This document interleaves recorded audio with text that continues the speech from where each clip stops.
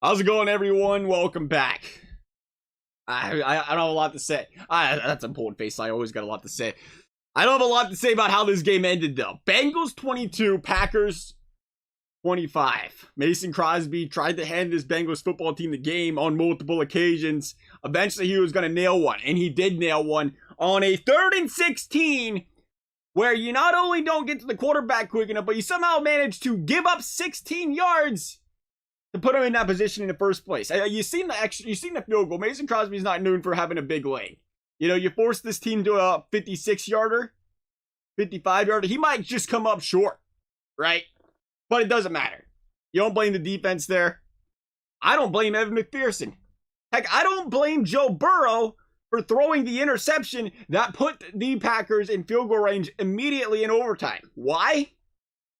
Because there's 30 seconds left in a tie football game, and Zach Taylor gets conservative and runs the football to get his field goal kicker in position to kick what would have been before the run a 60-yard field goal. What was after the run a 57-yard field goal. You have a quarterback who has put this team on your back week in and week out all season, specifically in the third quarter, specifically in the fourth quarter. He's driving this team up and down the field. They tied the football game at 22. And they put the football... Hang on. What's worked?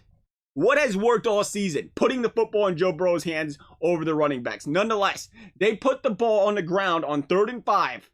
Get a couple yards. And McPherson nails the upright. You know, you gain 10 more yards. Does that happen? No, it goes inside. It's a good kick. Game's over. 26 seconds left. You missed that field goal. Aaron Rodgers has a chance to get this team within field goal range. No question about it. Look what happened. They didn't end up winning. They didn't get the field goal there, right? I don't know how you get conservative there. You've been aggressive all game. You've been an aggressive coach. You put the ball in Joe Burrow's hands, and you give him a chance to pick that first down up. What's 3 yards on the ground for a kicker? He has the leg. That was clear. The distance wasn't the problem. You force them to throw that football. They're going to go out and play aggressive. They let you get that first down. Odds are you probably get 15, 20 yards after. Because, again, that is the aggressive mindset of most teams. You're trying to get that stop on 3rd down. You don't get it, and things start to bust open. Instead, they elect to get conservative. They kick the field goal. They miss the field goal. They go to overtime, throw the interception, miss a field goal.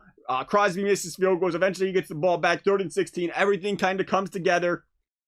In a game where the momentum shifted to the Bengals, in a game where the defense played really well, I thought that was the standout bad play of the game, was Zach Taylor electing to run the football on 3rd down with 26 seconds left in a football game where they should have easily, after making a big defensive stand, gone out there and won that football game in regulation. Nonetheless, it didn't happen.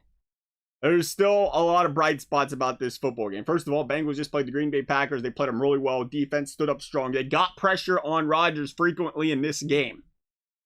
Rushing 4. Important. Defensive line stayed strong. Awuzie made some plays on Adams. You can't go out there and say he had an outstanding game because Adams freaking caught 200 yards. But that's what Adams does. They finally started doubling him there a bit. It's a tough matchup. It is what it is. I think what I was more concerned about is going forward for the Bengals. They got to worry about stopping that pass game out of the running game from opposing teams. We've seen it again today. Dillon Jones. We've seen it with Najee Harris. They have a problem stopping the get ball or the running backs out of the backfield when it comes to the passing game. Other than that, though, I liked what I seen out of this Bengals defense. And you have to like what you've seen. Playing Aaron Rodgers and the boys, that good defensive play. Bengals offense, I thought looked better in the first half, if you could say that. You know, there was more balance. They didn't go out there and run the football 20 times. They didn't go out there and pass it 20 times in a row. They tried to find that balance early there. And again, Perrine, Mixon sideline there a lot, being somewhat injured, or cautious, we should say there.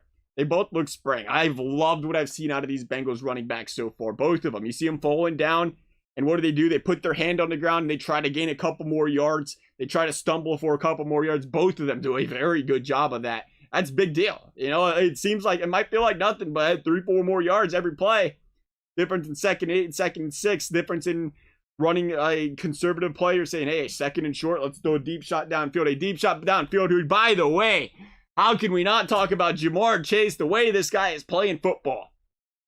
Higgins dropped a couple. First game back, he'll get it together. Jamar Chase, though, making acrobatic catches.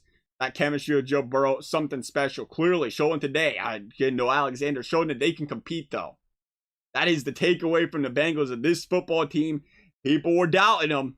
They go up against the big bad Green Bay Packers, a team who is nothing short of a very good Super Bowl contender team, and the Bengals play them into overtime in a tie game in position to win multiple times. If there was the one concern of this game early on that felt like it could have been a difference maker, I am not looking back on it as much now.